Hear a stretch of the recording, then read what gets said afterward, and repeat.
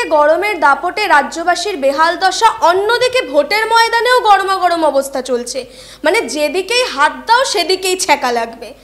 এই মরশুমে মানে বঙ্গ বিজেপির শীর্ষস্থানীয় নেতারা বহু জায়গাতে গিয়ে তাদের প্রার্থীদের হয়ে জনপ্রচার সেরেছেন। অমিত শাহ, প্রধানমন্ত্রী জেপি নাড্ডাকে বারংবার আসতে দেখা গেছে, এমনকি আজকেও প্রধানমন্ত্রী 3 জায়গায় সভা করেছেন।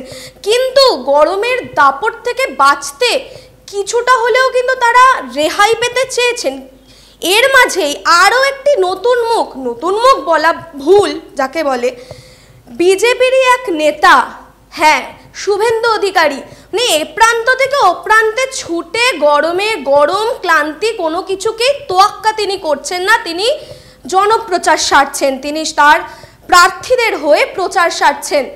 যেদিকে বিজেপির বহু নেতা গরমের হাত থেকে বাঁচতে গিয়ে তারা কখনো কখনো রাত্রে অথবা বিকেলের দিক থেকে, মানে পড়ন্ত বিকেলে ভোটের প্রচার সারার ব্যবস্থা নিচ্ছেন, কখনো কখনো তারা স্কিপ করছেন, কখনো চেঞ্জ করে নিচ্ছেন সময়টাকে গরমের হাত থেকে বাঁচতে। কিন্তু শুভেন্দু অধিকারী তা তো করছেনই না, বরঞ্চ একদিনে 3 থেকে 4 খানা, হ্যাঁ 3 থেকে 4 খানা প্রচার সারছেন প্রার্থীদের হয়ে। তিনি অক্লান্ত যে পরিশ্রম করছেন তার পিছনে ঠিক কী কারণ রয়েছে? যেই পরিশ্রম বাকি নেতারা করছেন না, শুভেন্দু অধিকারীকে করতে দেখা গেছে, তার পিছনে ঠিক কী কারণ থাকতে পারে?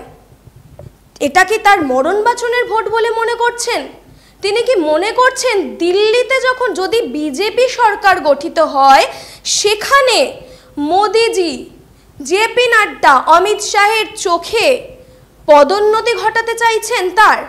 আর যদি তার ঠিক উল্টোটা হয় তাহলে তার ঠিক কি ঘটতে পারে? যেখানে সুকান্ত মজুমদারকে এতবার প্রচারে দেখতে পাওয়া যাচ্ছে না, তিনি বিজেপির সভাপতি, সেইখানে শুভেন্দু অধিকারীকে এতবার, মানে গত প্রায় দেড় মাসে তিনি ছুঁই 200 প্রচার সেরে ফেলেছেন।